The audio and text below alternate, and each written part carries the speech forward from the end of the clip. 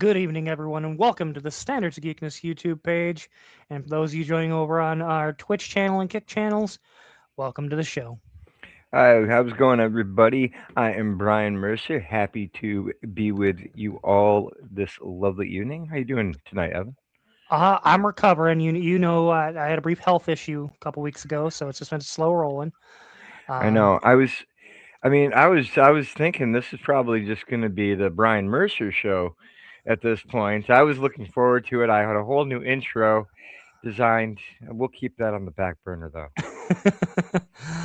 yeah, but I'm doing much better. It's just a matter of time and healing and just taking care of things. But other than that, life's been good. I'm seriously, I am glad to see you're doing better, buddy. Yeah. Well, speaking of things not doing better, there's been a lot Welcome of to professional wrestling. There's been a lot of stupidity in professional wrestling this week. Uh, Like, I feel like there's been a lot of stupidity in professional wrestling for about the last year, really heavily. Where do you want to start tonight? well, I think we'd be remiss without acknowledging that, you know, per the usual Mania cycle, there were talent releases that happened.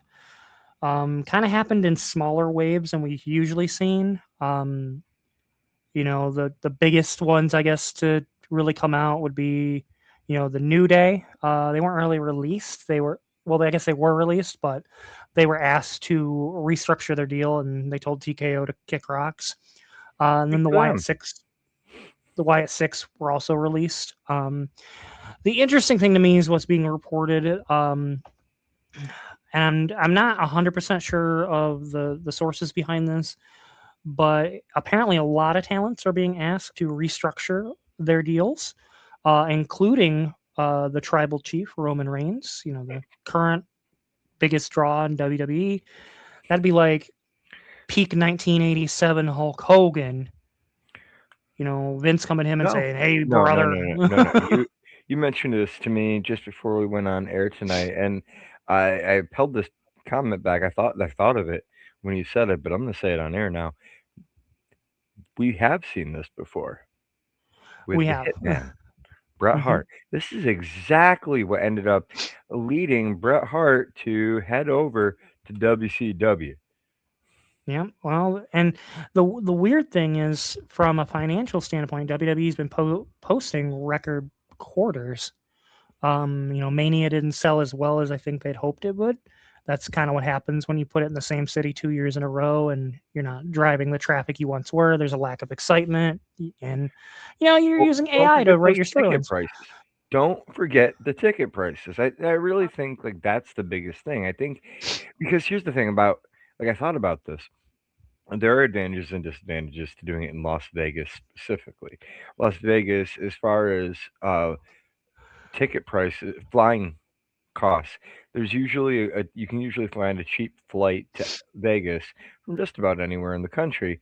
So for that aspect of it, it it makes sense. But taking that when you're taking that benefit away by jacking up Hmm. the ticket cost for the event, then like what is the advantage of doing it in a city like Las Vegas or New York, 2 years in a Well, row? and the They did New wild, York, New Jersey, which is essentially the same thing. yeah, the wild. Also, another wild thing is, like, they're willing to spend these millions of dollars in appearance fees for Jelly Roll and I Show Speed and all these other celebrities, but like you're gonna cut talents that are there the other 364 days a year. Well, Like, I think the important thing to acknowledge is, and this is where TKO as an entity, I think, is really faltering. And McMahon, to his credit, and I believe Hunter knows this too, but like Vince still came from the old school world of understanding what a draw was and why it was beneficial to the company. Uh, for those of you who are maybe laymen, a draw, what a real draw is they're the ones who bring you in. The top of the ticket. and you depend on those to sell the tickets, and then the rest of the card is what's gonna fill out the show, when you get there. It's things you want people to see later on, to become the draws later on more. Um, so everybody has a role to play, but you put out that Hulk Hogan, that John Cena, that Stone Cold Steve Austin, The Rock, all those kind of people right out front for a fucking reason, and Well, Roman is one of those guys. he's their marquee guy. Him Mhm. and Cody Rhodes have been their two biggest draws for years at this point. I And mean, like, I'd still argue that it's 1A and 1B, and there's a pretty big gap between the two. No offense to Cody Rhodes, but when you look at the last two Mania storylines he's been involved in versus the ones Roman's been involved in, you can see the fingerprints of like the differences. the thing is with, Roman in the modern era, we got everything that we wanted. Hmm. Like, we got heel Roman, we got a genuine, like, powerhouse, we got a long title run, we got good multi-layered storytelling. Years long storytelling, Y and so I think it's incredibly dense of them to be willing to go to your biggest marquee draw and say, "Hey, we want you to restructure your deal. We believe that you're not appearing enough to justify this cost." When realistically, the only reason WrestleMania sold out is because of CM Punk and Roman Reigns. There is not a single match on that card that was putting butts in seats besides that one. And that's the whole point of a marquee main event. Is they're the draw. Everything else is the build up to it. People are paying to see the marquee draw and then the values in the rest of the show. So like to me it would just be, and honestly if I was Roman, I'd tell him to kick rocks. What are they going to do? They're going to fire you, release you? Okay, go to AEW and join your boy John Moxley. I imagine it'd be really, really stupid of them to let Roman go. And the thing is it's not going to stop with Roman. You look mhm. beyond Roman, the next, four biggest payroll people in the WWE are Cody Rhodes, Seth Rollins, Becky Lynch, and CM Punk. And they're draws. And here's the thing is I totally believe that you could, like, the roster is just has an abundance of talent. Like, Hmm. we're really spoiled for talent in this industry right now. Oh yeah, absolutely. This is probably the most talented the wrestling industry has been in terms of just pure wrestling skill and like the ability to tell stories. Probably Mhm. since I'd say it's more than the Attitude Era was it at its peak. But, and because of that, like, I definitely think there's the opportunity to build up new stars, and so, like, I do understand in a sense where, like, the mindset that TKO is coming from. You know what I mean? Like, we don't necessarily need these guys at the top because we can make new superstars. I think what they're forgetting is that, like, in the That takes meantime, time. yeah, in the meantime, you're gonna lose audience. You're going to, like, you're just gonna tank the entire business because you're missing the concept of how to build new stars while you have stars. And Hmm. that's one thing that has been, the case, uh, in the Roman Reigns era. Like, how many stars got built up because of the Bloodline storyline? Really, like, how Sami many? Zayn was nowhere near where he is at. No, no, The I'll give you Usos. Sami Zayn. I will give you Sami Zayn. I'll give you Jey Uso. I won't give you Jimmy because the Usos, like, they were doing their own thing anyway. Yeah, I mean, but, like, I guess in Solo got a good rub out of it. yeah. I would argue it made But Cody. they've trashed Solo's rub.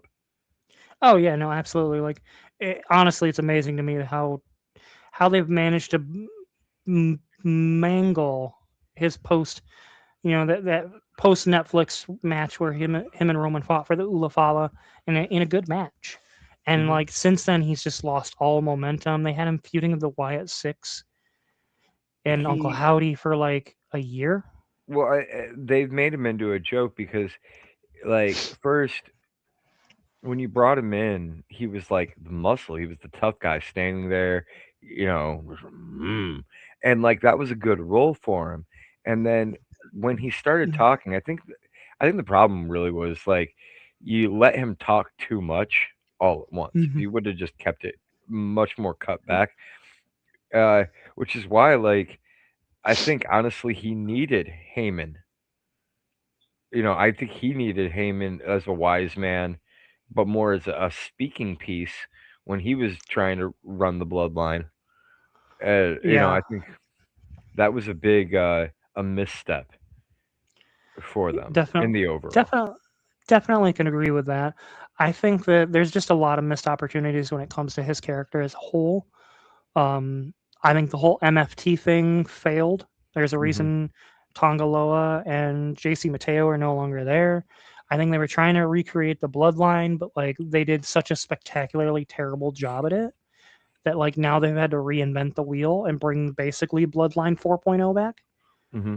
Um, Which it'll be interesting uh, to see what they do.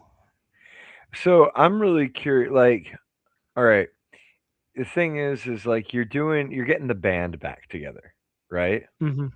Like that's essentially what this is, and we all see that, and we all understand that. But the band isn't back together without Sami Zayn. Sammy and Solo both need to be there, and I'd argue Paul Heyman. Yeah, really, And you like, need to get to really get all the magic back. You need to get all the players back together. hmm absolutely. Well, and to me, I think it would be a tremendous mistake of TKO to overestimate their value in the building new stars. The It takes them a while to get there. Obafemi wasn't an overnight success. Ricky Saints isn't there. I know he just debuted on Oh SmackDown. my gosh, That match was can bad. we talk about That that match was bad. debut? That no, that whole debut was bad. The I'm so okay. First of all, I get that he has history from AEW with Cody. Okay, I get that, but honest to God, that was a horrible promo. Like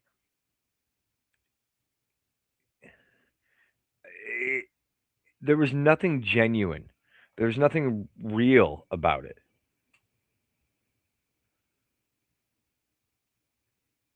Evan, can you hear me?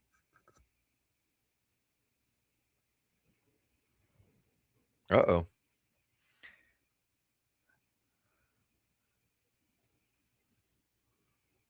what is going on here?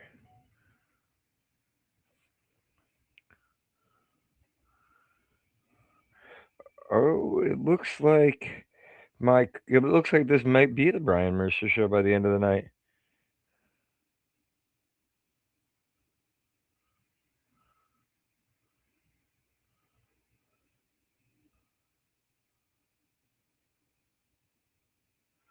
Sorry, folks, we got some technical difficulties. I think.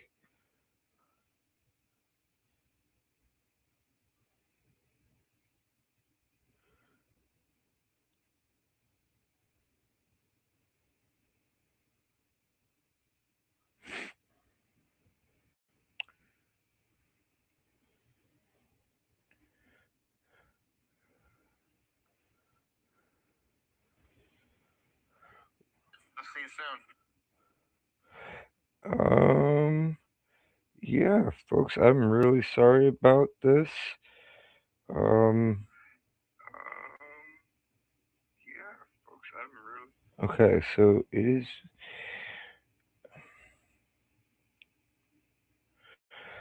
Okay, so my co-host is texting me on his phone.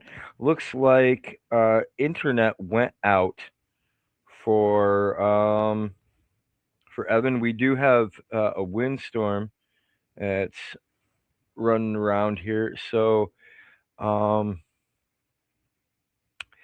fun. Oh, we got here. We got talking. As an old school wrestling fan, guys, why you feel as a Daniel in the industry, a great talent.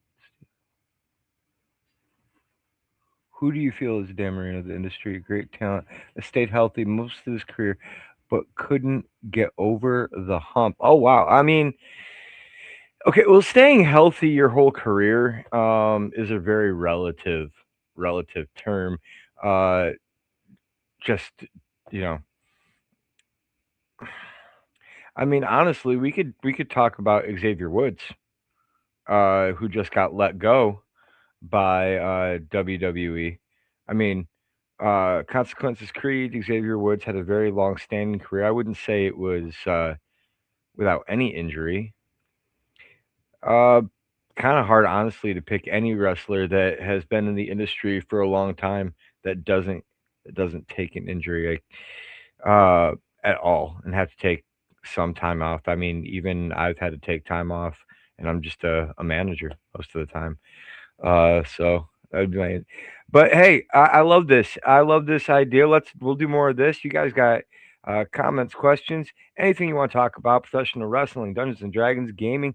Let's have some fun tonight. Let's talk. Me and you. We'll get it done here. What do we got? When I say great talent, I'm talking about the guys who are at the top of the card consistently and were major draws. We're always the bridesmaid, but never the bride.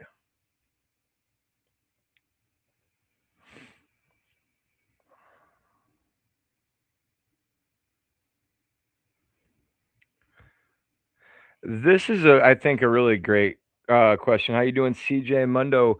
Welcome onto the show. Why does WWE got to release stars and listen to TKO? Okay, so believe me, I understand the complaints about releasing superstars. Nobody wants to see stars get released, especially other talents.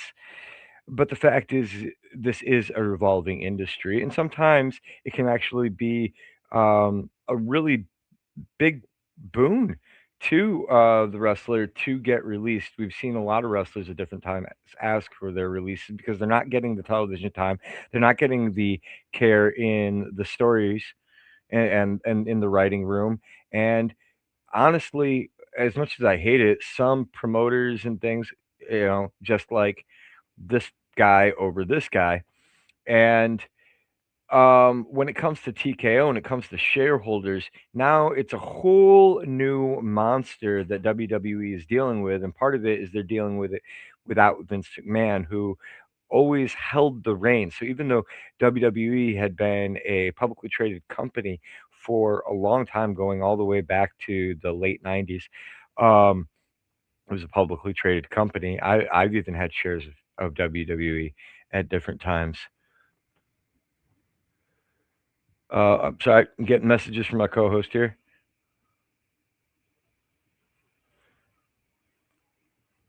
Oh, he says he thinks he has it.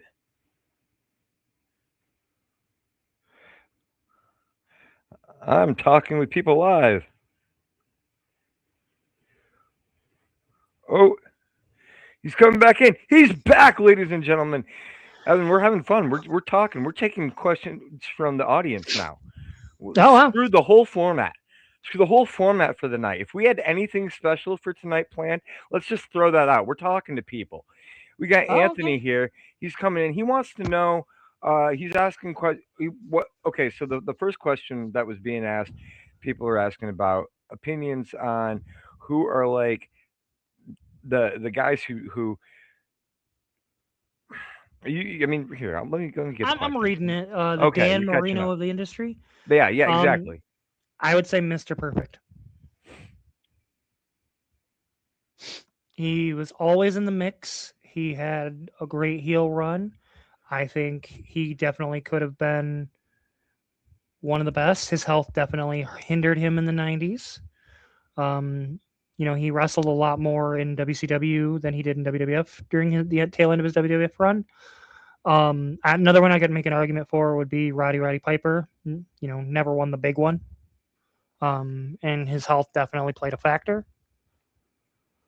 Uh, and I mean, if you think about it, Piper Perfect, um, and probably I'd say Jake the Snake was also another one that would be like the always the bridesmaid, never the bride. I kind of feel like Finn Balor in the modern era Oh is yeah, kind of in that position. I would actually say Sami Zayn is kind of also in that position of like just like when is he going to get a shot? You could when you're talking about people in the modern day, you could definitely throw like an LA Knight even into that mix. Or I would even say I would go Bobby Lashley is another one who Mhm. um he's been a world champ, but see, the thing is, just because he's the world champ doesn't necessarily mean you're the guy, and that's a big misnomer. Okay, getting on back into the conversation about these releases. Yeah, it's not just Scott Hall, excellent call there, Anthony. Sorry. it's not just one report, it's multiple reports, from multiple different sources that have stated this. So, as far as the validity of it, I'm just, reporting what I see. Um, it would be it would be a mistake, like I said, for them to let someone near the level of Roman walk. It would be horrendously stupid. Releases are always part of the business, and it's something that every year we deal with. It's just particularly they seem to be getting in their own way with it this year. This is a really interesting question you have here, CJ.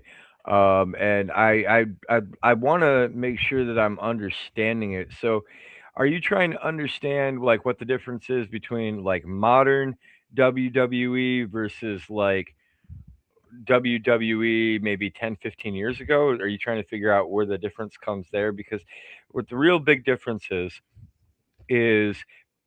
a few years ago, Vince McMahon decided to merge WWE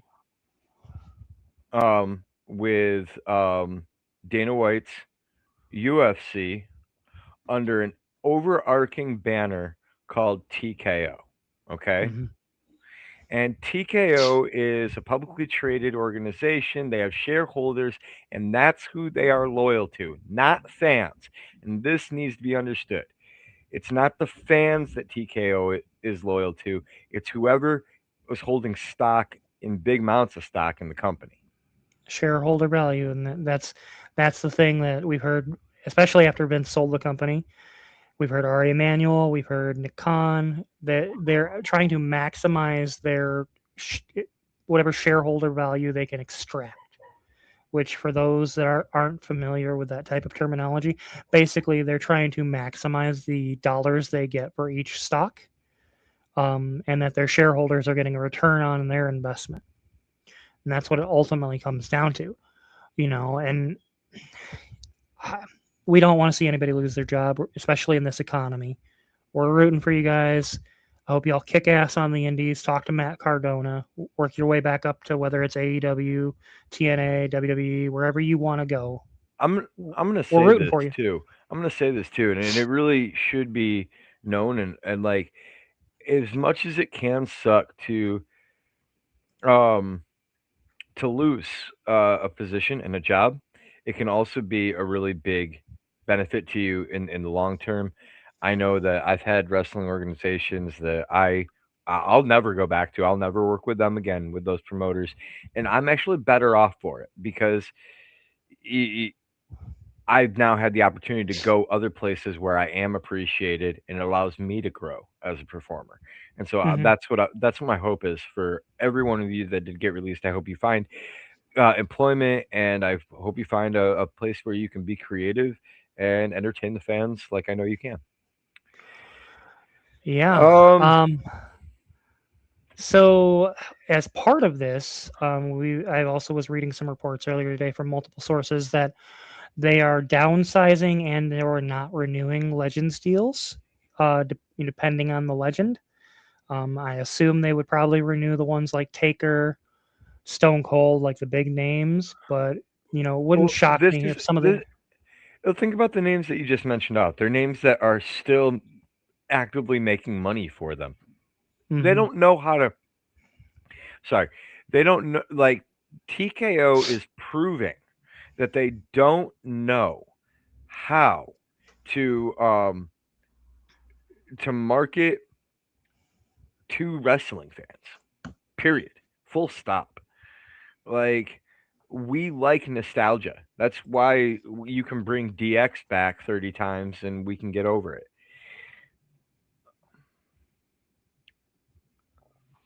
Nah, Kofi and Xavier both posted goodbyes to WWE. Particularly, they mentioned knowing your worth in both their posts. So I don't think it's a work. I think it's legit, and I would not be shocked if here in 90 days we see both of them show up in AEW. I'll go a step further. There are already rumors that Kofi and Woods um, will join Hurt Business, I can be which down I'm for that. totally all about. Like that sounds like a really cool way to add them to the uh, AEW roster, and I really think that AEW has a huge opportunity here to I and I mentioned this to you before we came on air tonight, where I think AEW has the opportunity to really market themselves more to the casual wrestling fan. Hmm. Absolutely. I think with TKO sticking their foot in their mouths in particular, stepping in the doo doo, I think that there's an opportunity for AEW to gain market share. It would not shock me or surprise me if they started making bigger signings, started gearing more of their storylines to the casual viewer. They've already done a pretty good job of, kind of doing that, but taking it to that next step. TNA is just WWE light these days. I Like, 100% agree. 100. I was going to say the same thing. I don't think it's really going to benefit anybody at this point to go from TNA or AE or sorry, to go from WWE or AEW down to TNA. I think TNA at this point feels like a downgrade in the same way that, 20 years ago, 15 years ago, we would have said, "Oh, they showed up in Gorilla." You know what I mhm. mean? No disrespect to Gorilla. No disrespect it's to a, CZW. No it's a disrespect different to ballpark. but yeah, it's a whole different game. Yeah, and uh, WWE basically owns TNA at this point, and TNA has already shot themselves in the foot, like especially with all the stuff going on with pulling talent before matches. That I've seen Carlos Silva and MJF's tweets, and I'm kind of over all of it, but like they've shot themselves in the foot, and I stopped. I tuned out of TNA honestly, just because of a lot of their terrible business practices, and it just feels like WWE like. Yeah, Yeah. I can tell you that I I have, I've at different points done my contacting of WWE, of contacting AEW, contacting TNA. TNA is the one I won't even bother anymore. And here's why is because honestly, I was so disrespected by by the staff there. I don't want to get into it on air, but I'll tell you off air. Yeah, no, it's understandable. I mean, honestly, they went downhill the moment they fired Scott D'Amore. I'm loving this interaction though with our audience though. You guys all night long, you can keep those questions coming. We do have topics that we are planning on discussing tonight. Well, I guess the next one would be AI in wrestling, story writing and telling. Uh, I know how you feel. I'm gonna get my point across because I know the moment I let you have the baton, I'm not getting it back. So I Turning want my to mic preface. off right now. I want to preface this by saying I'm not shaming anybody that uses AI in general. I think there are practical uses to it. That said, I think if you're using AI to write your stories, you're a garbage writer. you are creatively bankrupt. Um, and with the reported rumors that WWE's been using AI in their creative process, that explains a lot of the shitty booking, unless that's a way for them to shirk responsibility. Um, I personally think that you are depriving yourself of so many opportunities by using AI to write the story. I I'm not against the idea of saying, hey, going into AI saying, okay, these are my major players, this is my story, this is my endpoint, and then, using what happens in crowd reactions to help me map it. I'm not against that concept. However, I am against it completely writing it, completely booking my shows. I think that that is, for all the shit that we give e-fetters these days, that's, worse than some of the shit we saw in our e-fed days. That said, Brian, the baton is yours. All right, I guess you hear me again. Mm-hmm. Okay, so I was breathing, I was growling really loud there for a minute. Okay, listen, you lazy AI using fucks. It's about time that you put your cell phones down and understand how this actually works. First of all, AI in its current form, whether you're using Google AI, whether you're using ChatGPT, it doesn't matter which one you use, okay? They all are the same thing when you really break them down to their basis. They are going to go out there and they're going to search out what's been done before. They're going to compile parts of it and pieces of it, and they're Mm-hmm. going to pull it back together and they're going to give it to you. And where this is a concept that is used in writing and I mean I've done it in my writing. I've gone, oh, okay, this idea from this worked well. I'll take this inspiration from over here. That that's okay. But where it gets lost in translation is where what AI doesn't have. AI can't feel. And the thing is when you go out there and you're in front of the audience, you are a live performer, okay? It's not all just going by the script. And if we look at the writing from the way that promos were being forced to be done through like the 2000 the 2010s, where you were forcing people to read these direct scripts like robots. It took away the passion, it took away the feeling that is so crucial to connecting the performer to the audience. You are Mm-hmm. taking that idea completely out of it. And let's not forget about the fact that you're doing this while charging people an exorbitant amount for ticket prices. You're forcing them to go to 87 different networks and get subscriptions just to keep up with your bullshit product that you don't even have the decency to write because what, Road Dog couldn't do it and now you don't have any answer but Chat GPT? Get off your lazy asses. This is pathetic. I mean, seriously, you can turn on our show that we do every other week right here that you're watching right now, and we give you better options. We give you better answers. You don't need Chat GPT. You need to pull your heads out of your asses. Okay. Do fucking better. Well, as part of our, our I'm topic take tonight. I'm taking that's it. You know what, Evan? I don't know how many gold stars I've given Triple H over the years, but I'm gonna take them away from him. I'm taking them away from TKO. Give them to somebody else. Well, speaking of gold stars and the casual audience, tonight we have a special guest joining us to give us the casual audience's perspective. No, no, not him. Not him. Hello. Anybody but him. Return of the Nugget. You can Return never of get the rid of the Nugget. king. You can never get rid of the king. The king of the nuggets is Wow. back.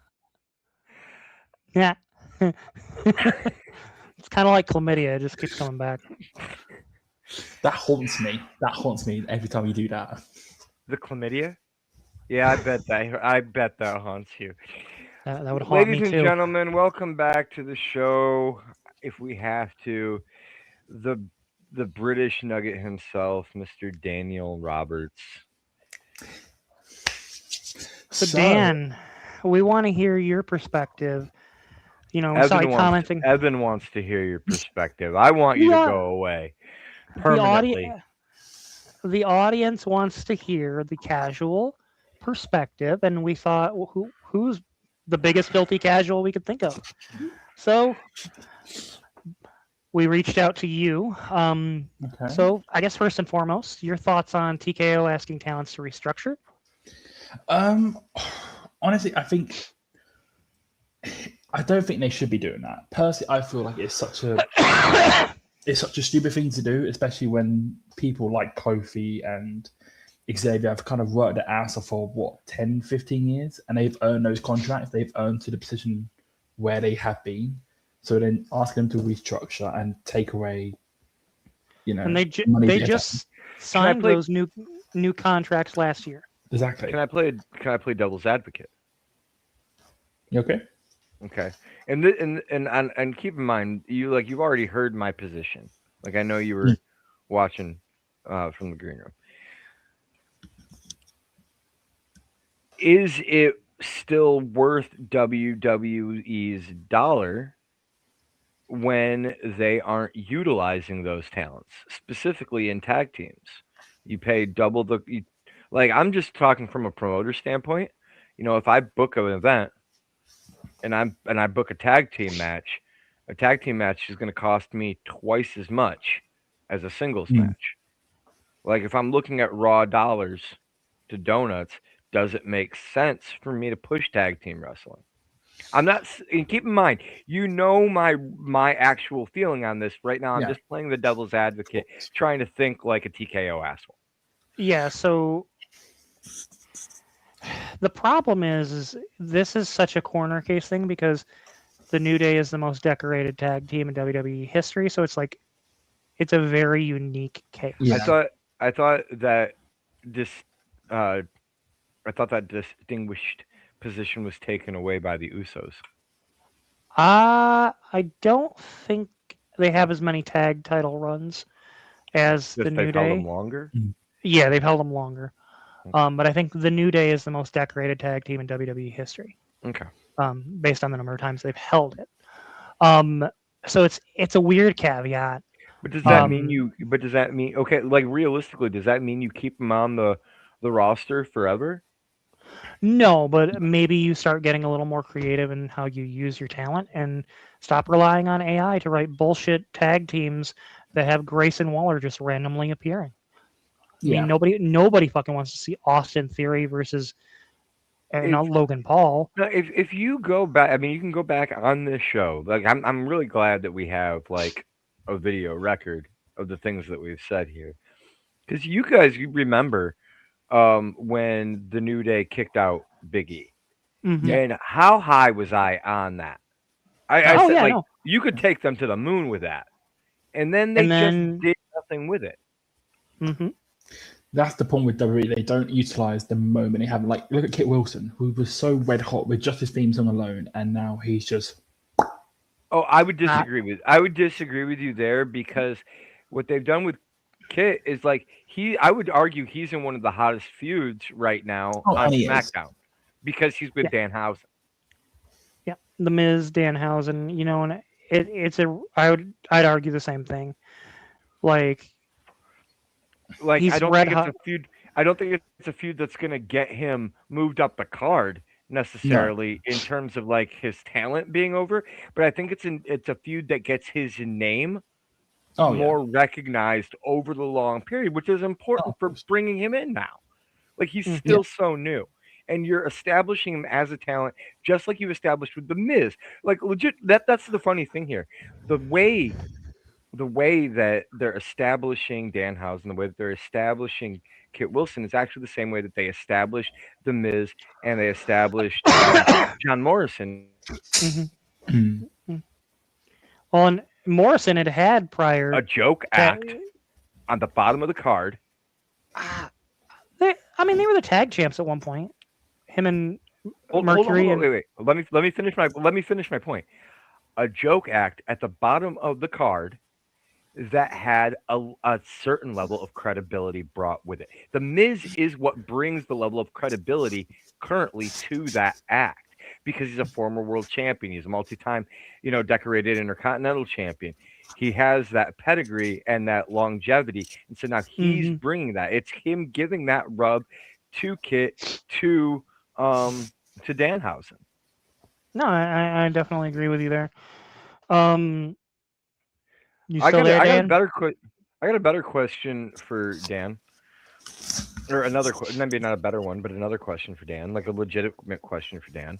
We've been talking on Mm. this show about how this trend here is that like we're gonna fire all these WWE superstars. We're gonna start asking superstars to renegotiate their contracts for lower amounts of money. We're going to start charging all our uh, all our customers essentially more money for Yeah. merchandise, for tickets, for subscription fees, all while throwing just a puke load of fucking ads at them. You Mm. have always been a guy who has been a WWE guy, Yeah. okay? And so my question is like, at what point do you say this is too much? I'm gonna turn on AEW. I'm gonna start watching AEW because it's the other option that is readily available. Do you know what? The moment I said that wasn't enough was last year SummerSlam. Remember when I told you I was done with WWE? Barely watched it. I've watched maybe two pay-per-views and maybe a couple of highlights on YouTube. That's it. Because I've just simply had enough with the ads and just the bullshit stories and just the worst booking, atrocious, and the prices. It was too much at that point. And I was like, you know what? I can't be arsed. And I'm a WWE fan. I would defend WWE against AEW any day of the week. But when it's getting to a point where it's making me as the viewer making it unwatchable, and I had to sit there for what 2.5 to 3 hours long, and you get thrown in ads, you get thrown these little 2 to 3 minute time spent, but in this little like room for 5 minutes waiting for the show to come back from the ads, especially for Netflix. It's like, well, I didn't pay, what was it, $20, $30, whatever it is, to sit in a room for 5 minutes waiting for the ads to come back. I'd rather be watching that 5 minutes uninterrupted or just Yeah. seeing what's going on in the ring. Well, and this is I'm sure you feel this too, not just the ads being in the show, but breaking up the matches where like formerly ad breaks would be planned out Mm. with USA Yeah, so that we could get to a low point in the match or we could get in between matches. Now they're just any yeah. any fucking time. I mean, you'll come back from an ad break and have a match started that you didn't even know was happening. Yeah, and there's some points where you come back from an ad and it's like the match nearly done. It's like, well, what's the fucking point? Like, what's the point of waiting 5-10 minutes for these ads and then you get to the end of the match and it's like, well, Well, and I think that type of stuff in particular is what's going to push the casual viewing audience. I've been seeing it on threads. I've been seeing it on Facebook. I've seen a lot more people saying, "Hey, let's check out AEW." Like Tony Khan tweeted out, in response to somebody saying, hey, basically that we should gatekeep AEW. He said, "Don't gatekeep it. no, AEW's for everybody." Like, we're on the rise and we're hot, and he's not wrong. They've had some of their best storylines, some of their best work in forever.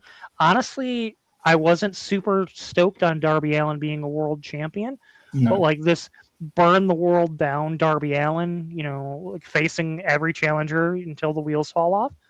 It's very Mick Foley to me.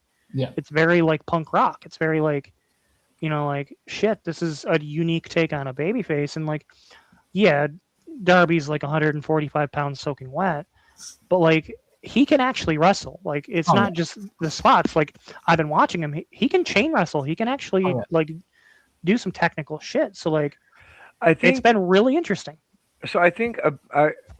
All right. So I think a big part of this was just in. and this is for me because I've been a critic of this, and like I've been trying to, as he's been chatting, like I'm trying, man, I'm trying my best, Hmm. and this video popped up for me earlier today on YouTube, and I was like, oh, you know what? I think this is it. Like this video is exactly why I have a hard time getting behind Darby Allen. And the video was of it started with Moxley with Darby's head in the fish tank, and then the lights go out, and there's Santa Sting, Hmm. and he gives Mox the Scorpion Death Drop, and breaks the fish tank, and then coffin drop 1 2 3. There was a lot of At what save point? me Sting. At what point? Like, yeah, exactly. If you want me to believe that this guy can be on the same level as MJF, as John Moxley, as Hangman Adam Page, as whoever, then legitimately he needs to do it without old man Sting doing it for him. It means nothing to me if it like, oh, we have the most incredible match ever, and then at the end of it the lights go out and my grandpa comes in and does all the hard work for me, and then I fall backwards. Win. Yeah. I can't say that I disagree with you. That's always been kind of my problem. I think they've done a good job since Sting's retirement, especially with the story they told of like him saying it's showtime and he says no no no no no, it's your time. Like I think they did a really good job of telling that and like making it more about Darby's moment and Darby seizing the moment than Sting. Yeah. I Um, think they tried to do that, but I don't think that's how it's coming across over the long term. No. Especially because after Sting's retirement, you brought him back so soon. well, they're doing the same thing with John Cena. We can talk about that if you want. I'm not. I mean, Mr. Cena fan down here. What do you think about Cena's retirement apparently Oh, coming to an end? just, After what was it? What it's been 4 months? yeah. Five? Oh, Just sorry, it's May now. It's May now. 5 months. 5 months. Yeah, Yeah. like he's It's not actively wrestling, but like no. we haven't had a chance to miss him. No. I think He was just at Mania. He was the Mania host, and now he's going to be the Backlash host. Backlash. I did love that Danhausen Backlash video. I thought that was hilarious. yeah, I thought that's why I was pissing myself. I was like, backlash. Backlash. Backlash. And then I always Um, forgot how hard Triple H went. Backlash. I love Danhausen. I think Danhausen is exactly what WWE needs. I mean, which one are you talking about here? Me or him? No, Danhausen, the true talented one. The king of Uh, the Dans. Oh god. the one who made it cool to go full Dan. Um,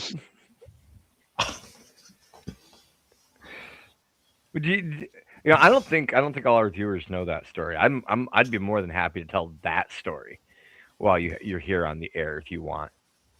Might as Daniel. well if you want to tell him. If you want to tell him, it's all yours. Yeah. I when we started doing D&D content here on the channel, I Daniel had never played D&D before. He never played any role play game before. I tried to just introduce him to the basic concept of a role playing game. And in a situation where it should have just been him talking to a bartender and getting sent on a mission, whoop de doo, we're done. I'm just sitting in my car. This idiot managed to get himself killed. Literally, get himself killed after punching a bartender in the dick. Why he chose to punch the bartender in the dick, I still don't know, because that's not a normal reaction for anybody. You know what? Why is he here? Why did you let him on our show? I This was your idea. oh god damn it, he's back again. Oh, I got a nugget for me. I said keep him in the green room forever. I said let's take audience questions all night.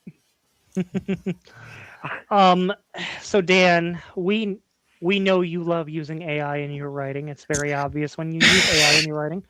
We want to hear as the ultimate filthy casual, Okay. the king of the oiled up, greased up nuggets.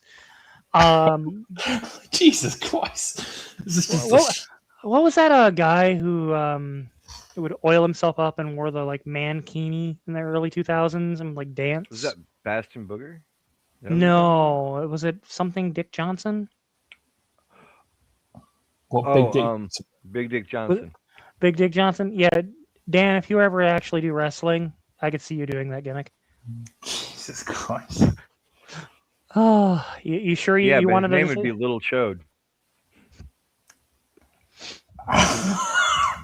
Goddamn. We want to hear your thoughts on AI in wrestling storytelling and writing. Particularly, there we know there's a difference from the casual viewer just writing a regular story Of course. and a big company using Chat GPT Pro paying $200 a month per writer to have everything Mm. coming to them. So we want to hear your Hello, thoughts. welcome to the chat. Hello. Um, I think there has to be a limit of how much you use. I think, especially not just for WWE, but I think for the overall these big massive companies, whether it's movies, TV, wrestling, anything that's kind of involves writing a story, you have to limit yourself to how much you can truly use. Because you can see, especially some of these movies that are written by AI, it's very much just pure slop. You Hmm. could tell it's made with a lack of care, a lack of thought, a lack of true passion made by an artist. So I feel like you can use AI, but it shouldn't be your main creative tool to tell these storylines. It needs to be a tool, essentially. It needs to be to help you further your story. It shouldn't be something to build it from the ground up. It needs to be something to you can kind of throw it in there, but it shouldn't be overall, you're relying on it. Like it shouldn't be your A to B to C, pretty much. No, I see, know, I Brian. disagree. I disagree with all of this. I disagree with the entire concept of using AI to write your stories because, okay, first of all, let me tell you what AI likes to do because I've worked for promoters that are using AI to write their stories. And Mm. when they send me that shit, it drives me up the wall. Do you know how many times AI is just throwing in a heel turn, a face turn, a twist of some kind, just for the sake of doing it? Yeah. There's no understanding of when to use story beat points or how to effectively use story beat points to affect the audience. This is supposed to be an art, okay? And in art, you're supposed to be able to invoke emotion. That's the key to it. It doesn't matter what emotion it is, you're trying to invoke it out. Sometimes it's happiness, sometimes it's sadness, sometimes it's rage. You're trying to get these emotions out of people. And AI doesn't understand that concept and Oh, it of doesn't course. understand how to pull that out of an audience. Well, and also a lot of people don't realize when using AI, there's a lot of AI is designed to tell you exactly what you want to hear. There's Hmm. inherently confirmation bias. When I'm building, I use AI a lot for work. When I'm building an AI prompt, I have a very, here's my context. This is the role I want you acting in. These are these are my plot points. If it's a task related to something with coding, where it's like, okay, I need this, this, and this, and then it gives me an output. But AI also drifts a lot. Even if you give it Hmm. exactly what you want, it will drift and make assumptions. The only way to avoid that is to basically build your own project within ChatGPT, create an architect mode, and like create like basically checks and balances within your own project. Even And then, it even forgets stuff. then, Yeah. It's constantly forgetting stuff. I mean, I it's got can't a tell you how many times I've been doing pictures for because I'll use the AI generator to generate pictures and material for our Dungeons and Dragons content. I'm Yeah. not gonna lie about that, but the thing is I can't like I'll spend hours just yelling at my Chat GPT because it can't remember what your character looks like, Yeah. even though I've loaded it back into the system 20 times. Yeah. And it's So- like what I told you, Brian, about the pictures. You know, about Well, I there's sent you- also a lot of people don't realize there's a limit with how many of the tokens that it can have before it will automatically drift. That's why they recommend, keeping your projects succinct, keeping them limited within scope. That way it can't drift. And AI has gotten so much more developer based and coding based, and it is amazing with what it can do, and it does make some things easier in life. But when it comes to art and like particularly like writing, Brian's right. Oh yeah. Wrestling relies on audience emotions to convey those things, and I honestly, like, when I look at the WrestleMania we just had, right? Only one of those matches got me emotionally evoked, and that was Punk versus Roman. Yeah. I wonder And how I- many were just written by AI. You just got to kind of ask yourself. Based on It's some of not- it, I think most of it. Yeah, because like, if you look at the buildup and the way that it was done, it looks like they put that information into an AI generator back around February and just ran with it. Like, so much of that stuff was just sloppy booking, just Yeah. sloppy. When you're like, look at. Okay, one thing that's changed here, Dan, is I got this off of Evan. I don't know if you saw this. I got this off of Evan. You know how I did it? It was literally by going, okay, what's the worst and laziest booking that WWE can do? What's the laziest booking, easiest booking that they could do, most predictable? I'm just gonna go with that. And that's what I did. And it was the answer. Evan straight up told me he went with his heart on one answer. We were apart by 1 point. This is what WWE has resorted itself to. And if you can't be surprised because it's all so formulaic, then what are you watching it for? The Unreal documentary, I think they even showed obviously if you didn't, I don't know if you paid attention, but they have like a little tab to the. Oh, is that me? Hold on. That's you. You're Oh, hold on. fucking blowing my eardrums like Yeah, me too, buddy. You made us all deaf. Sorry about that. I didn't realize what happened there. It just went really weird. It was a malicious attack. I blame Iran. What was I saying? Oh yeah, so if you saw the Unreal documentary, there was a little tab that said ChatGPT. What was the symbol for ChatGPT? GPT, and clearly, too obvious of hiding it as well. So clearly, they are very much openly okay with using that website, and who knows what other AI systems using as well. Maybe they're doing for music now, because I know there's some really good, like Sumo or Suno, it's called. They make good music through not. Well, we music, saw on NXT they had some AI videos recently about Sol Ruka and Zarya, Yeah, and they look like dog shit. exactly. So you got to ask yourself, where does the line stop at this AI? Where do you think is a limit where you feel like, okay, Well, that's the thing, is they're trying to cut all these companies, and this isn't just the wrestling industry. This is across the board. All these companies trying to use AI to cut corners and to get a cheaper answer. Look, you're cutting corners and it's noticed.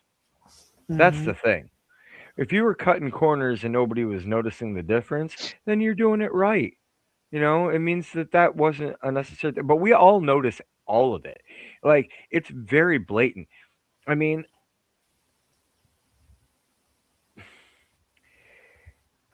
the problem with AI is, to those of us who do recognize it, and I will grant you there are probably a good number of casuals out there that don't understand the difference, don't notice the difference. But to those of us that do, it is so glaringly blatant that what it translates to is laziness. And it shows in the product. yeah, And and they're cutting these corners because they're trying to find ways to get more ROI, to generate more revenue, to maximize the output of the value of the worker. Yeah. And the thing is when you're doing that, you're cutting corners on one end, firing people on another, all while posting record profits, and charging us exorbitant prices for tickets and subscription fees and the latter. It all adds up to an overall bad experience. And that's the thing that I think that TKO really doesn't understand, No. is that wrestling, professional wrestling as an overall for all of us is an experience that we're constantly like going with. So when I go to a wrestling show, okay, those performers, I'm experiencing that. I'm going to take that with me forever. I'm going to remember that event forever. That's Yeah. and especially if you're talking about like a bigger show, like a pay per view or got WrestleMania, like these are huge events to people. Like there are legitimate fans who would look at a WrestleMania, going to WrestleMania, on par with like the day they got married. And here's the thing: I think they see. The I think Super they're trying Bowl. to. They're trying to see it as a Super Bowl. They're trying to see it as like this big event and try and make it like, get the most money out of it possible. Charge the most exorbitant price for food, snacks, merch. And I think that's where their mindset is it's so wrong because you can't treat Mania like that. I mean, Mania, fine. I understand why you're trying to promote that. You're trying to There's a sell it wait, to the audience. look. You already turned Mania from 1 day to 2 days, so you can't even tell me like you've already doubled the amount of Yeah, money you're bringing in just by the fact that you doubled the amount of days it is. And clearly, this is a formula that you want to follow because we're getting 2 day SummerSlam, 2 day Royal Rumble. You're already finding ways to make more money. So why do yeah. you have to shortchange us for what we're paying for? You know, you got to ask yourself how long would it be until they start making just the normal pay views, 2 day pay views? Like Like, you go to okay, you decide you're gonna go to McDonald's, right? And mm, you're like, okay, I want food right now. yeah, So I'll deal with the fact that it's crap food. I'll deal with the fact that it's crap food. I'll deal yeah, with the fact it's just a crappy chicken McNugget, and I will go to McDonald's and I will get chicken McNuggets. Okay, even though they're crap, even though we know chicken McNuggets are crap. Okay, I yeah, can't express this enough. Chicken McNuggets are crap, and anyone who associates themselves with chicken nuggets are crap. Okay, so you go to McDonald's because you're accepting that you're going to get these chicken nuggets because you're hungry right now. You're accepting that you're going to eat crap. But then you get in this line, and the line doesn't move forever. It's no longer fast. And when you get up to pay for it, it's no longer cheap. You're paying a shit ton of money. There at some point you go, why am I just settling for this? It's not it's not giving me like all the benefits that I was willing to pay, they're not there. And WWE is the same way. I'm getting crap wrestling, crap storylines, being asked to pay for a billion subscriptions while I go to those when I do go to Netflix or when I am watching a pay-per-view, it's just ad upon ad upon ad that apparently I paid for. mm. Like why am I paying to watch ads half the time? I think if you have a subscription service that has that, then fine, I get that. But if you're paying this most premium version that's meant to be no ads and you're still getting ads, that's a problem, and that shouldn't be the case. Like, To me, that's bait and switch. That's a whole other issue. Mhm. Um, from my perspective, it's just a matter of like McDonald's is a good analogy, especially like if you look at the landscape of fast food in particular. If look at fast food 20 years ago, 2006, 2008, 2010 timeframe. Think about how much you were paying for a McDouble or a McChicken or some McNuggets. There was the dollar menu. yeah, Now it's if you want a McDouble, it's $2.59, and if you want a second one, then you get it for $1. Look at a Big Mac value meal; it's like $8 for a Big Mac value meal. When I was a kid, the Big Mac value meal was $2.59. I remember when it went to 5 and that was a big deal. Mm-hmm. And like they say that McDonald's is a good economic indicator of how healthy the marketplace is. When people are refusing to shop at McDonald's because of the prices, that tells me that everywhere else is probably too high too. Yeah, Hmm. and it says a lot as well when you look at the competition around WWE is just simply getting better. Maybe apart from TNA, but it is generally That's you not can see, competition. they wouldn't say it's competition, but if you look at AEW, for example, they're doing really well with AEW All Out getting sold out. I think it's nearly all the tickets are gone. I'm trying to get the tickets. There's none there. It's literally just the it's the nosebleed seat essentially you can get forward. AEW has been doing a good job of, and I would say at this point they definitely are competition, especially in a world where the fans are becoming more and more disgusted with the business practices of WWE. Like it's not just one thing we're talking about being irritated about. It's not like Mm, we're just like, oh, our favorite superstar got released, or oh, the writing hasn't been what we want it to be right now. It's like, hey, I'm literally being asked to watch crap wrestling for 2 minutes at a time in between 4 minute ad breaks and pay for it. mm. Hmm. I've, And that's part of why I did away with my Netflix subscription. I'm just not willing to do it anymore. and I think you had to ask, well, like, Oh, where has AEW kind of gotten better? Because, what's he saying? Oh, I think AEW's not really conscious, to be honest with you. The only reason they sold out is because they cut That's half. just factually untrue. Yeah, and that's just factually untrue. I'm sorry. Like, Like so my response to this is twofold. Number one, there are always going to be arenas and events that don't do as well based on varying metrics. And if you look at WWE shows, there's a lot of times where they have to blank out good, huge chunks of the arena. I mean, the last show Evan and I went to, we were just like, look at all that. Like, so there much was of the arena was. one third of the arena, and mind you, Van Andel's not a small arena. Like it's not. It's home to a minor league hockey team that draws like 10, 20,000 people pretty consistently. They do well. Um, When one third of the arena's taped off because they can't sell tickets, and December's a slow time, so we know that, and they had a good deal going then too. AEW, I mean, like you're looking at one case scenario, but I can also point to case scenarios where they've had absolutely outstanding ticket sales. So like that's a case scenario kind of thing. But the bigger point is that what what we're seeing now is so many varied metrics against WWE that are going to drive fans away for various reasons. Because whether you're there because you want to watch, like maybe you're there because you want to watch quality wrestling. Well, can you watch quality wrestling when it's being broken up and segmented in between so many commercials? Can you no. watch quality wrestling when you have to have four different subscription services just to keep up with the programming? Um, at what point is it too much for you? Or like maybe the breaking point is when you realize that you can't go to a live event, or you can't take your family to a live event because you can't afford the ticket prices. Or Mm, when you go to that live event and you feel bad because you can't buy your kid a t-shirt because the t-shirt's 50 damn dollars.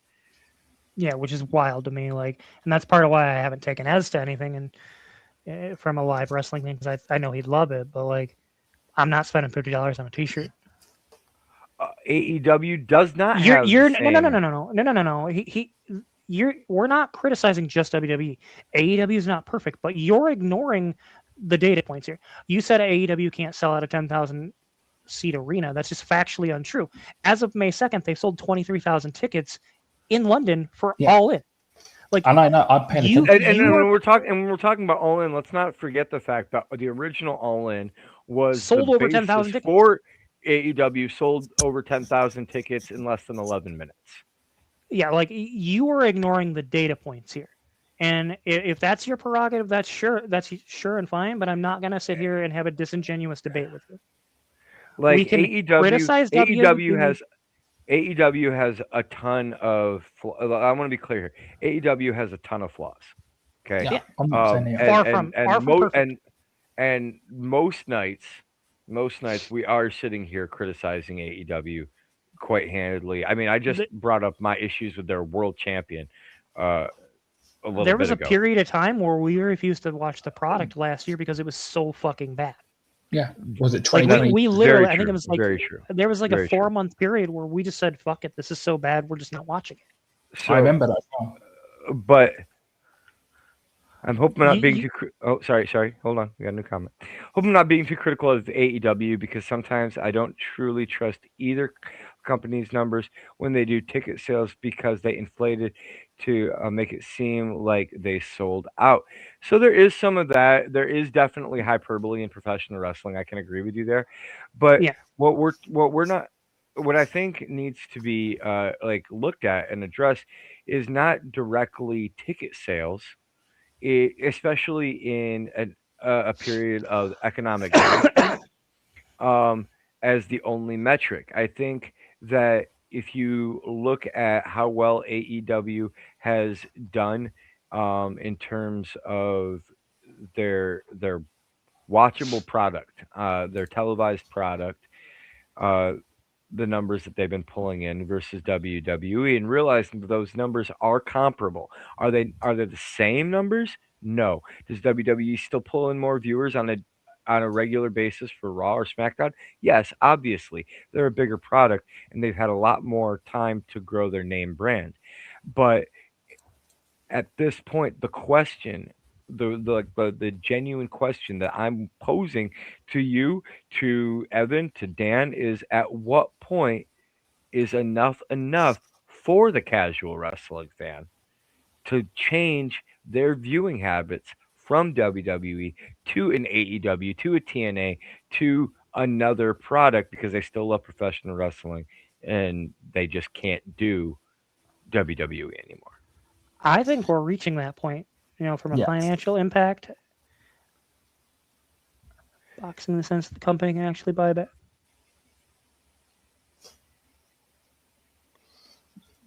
I would say it's a lot different for that. I think boxing is such a different tier. As someone who does watch regular boxing, you can't really scale it because they're completely two different audiences, and they offer two separate types of entertainment, which I don't really see that being the Yeah, same. I would have to Boxing see some data behind that. Boxing is over. So the difference really between boxing and professional wrestling in terms of like ticket sales and whatnot is the emotion that you're regularly able to attach to a professional wrestling event that you're not able to necessarily attach to a professional sporting event. And the reason for that is because whether like you're doing a team event, like something like the Super Bowl, like everybody's got their team. Everybody's got the team for football, hockey, Yeah, baseball, basketball, soccer, all that. Um, everybody's got different wrestlers that they like and dislike too. But even though you might like this wrestler or dislike this wrestler over here pissed you the fuck off. And you want Hmm. nothing more than to see them get their ass handed to them because they pissed you off. And that's the yeah, trick. That's the whole trick behind professional wrestling where yeah, professional sports there are times where there is an emotional point behind it. Something like I mean, I remember, like Tyson Holyfield 2 being like everyone was like, "Okay, I got to see this shit." He bit his ear off the last time. There and was a Yeah, draw to that. But I it's a different monster, I think. yeah, and I want to talk about that specifically because the boxing scene is so different right now. Because here's the thing: the difference between WWE and boxing, it's boxing is still so hot right now. You're basically using these influencers and even these high level caliber boxers, and that fed is just selling out on itself purely because the name of or those names But that of I those think I think influencers and boxers. but I think to his point, the point that he's making is that professional boxing is trying to be more like professional wrestling, Oh yeah, bringing in names like like the Jake Paul. influencers, yeah, yeah, and Jake and Paul. trying to get a name off of them. I mean, you could literally look at both the Paul brothers as a parallel. Mm. Hmm. One's in Well, WWE, one's boxing. Well, And and then So I you mean, look at to his the credit, there is an argument there to be made. yeah, there's an argument there, especially when it comes to like promoters buying back tickets. Without seeing actual data behind it, it's hard to validate that. Um, But I boxing do is. think that TKO, we heard that TKO was taking away some of the tickets that they like promotional tickets that they would give to wrestlers' families, or they would give to local companies to like just Mhm. tickets to give away on the radio station or whatever. And a lot of that has gone the way of the dodo, and I think that's just stupid. Like, yeah, Well, we've talked about it ad hominem on here. Wrestling was originally created as a carnival sport, the sport of kings in the 1800s. It was designed not only to get an emotional work out of the crowd and out of the audience and for people to pay for it, but like I think that TKO, WWE in particular, they've been around for 70 plus years. So like they're still kind of connected to the roots of that, in the 1920s and 30s. Um, so there's a level of discourse I think also with like okay. wrestling. Modern wrestling has forgotten a lot of its roots. I think they've forgotten a lot of the value that they need to bring to the fans. And I think that, at least for me, if I was, your average casual viewer, I wouldn't, we went to that show back in December. It was like what? I think $60 for SmackDown and Raw. Yeah, I think it was six. Well, after when you tacked on like the ticket master price, I think it was up to 80. But yeah, Yeah. Well, like, that's not a bad price, but like 20 years ago, that would have been, a outrageous. Raw. That would have been Yeah. outrageous. And maybe as the Some modern of it, fans, some of we it need is to be a little bit, inflation. Some of yeah, it is which is, inflation. Like we gotta understand that. But I agree with you. Like it's still when you're asking people, when you're asking the poorest community to give up rent in order to come see your show live, that's too much. hmm You're getting some excuse me, some questions here. Nugget, Okay. you wanna field that? So yeah, I was going to answer that one, especially. Yeah, obviously, I think it's the same thing with wrestling. Again, it's the same thing with boxing. It's the same thing with any kind of sport. I think I don't know how it is for you guys, but about your football games and your NBA games, your hockey. I don't know if they're pricing you out sometimes as well. I got asked that question. I skipped out on seeing my favorite team here in Michigan a couple times because I wasn't able to, afford the tickets because I'm not paying $150 to watch a regular game. So yeah, it feels so much like an economy thing, and I think yes, I think most Premier League games nowadays in the UK at least is your average ticket's about between 65 to 75, possibly 80, depending on the level of the team, the level of their competition, and what kind of game it is. If it's like a big game, if it's against like a big team, then yeah, absolutely understand why the prices are high. But when it's against a little team who's not doing that well and at the bottom of the table, then yeah, I think the price you're paying. But then that's the going rate nowadays. And the thing is, the prices are not coming down; they're going higher and higher. Eventually, you're going to pay about 100 odd pounds just to see one game, and that might cost you. But at what? But again, like this is just like the wrestling thing. At what point is it not worth it? I think it was to a point where like your wages you earn each week, I can't even afford just one ticket to see the sport or the entertainment you Let, like. allow me to put this into perspective.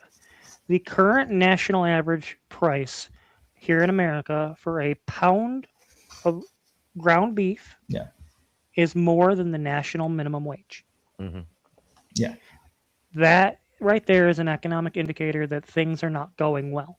no, Hmm. And And there are a lot of things with the economics, especially here in the states, that are very bad, and we try very hard not to make this a political show. yeah, But I mean, yeah, we could spend hours on that. But yeah, overall, I think TKO is opening themselves up to be flanked by AEW, and I'm happy to leave it there. yeah. well, Dan, it's it's it's getting late, man. But I know that in the past, um, I kind of I kind of cut you off a bit on telling the story, and Oh, what the? Oh, yeah. about Obafemi. Like it was kind of a running gag.